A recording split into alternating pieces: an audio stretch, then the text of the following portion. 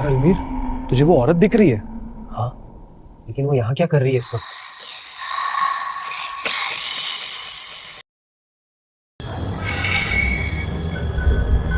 दरवाजा बंद हो गया, किसने बंद किया ये?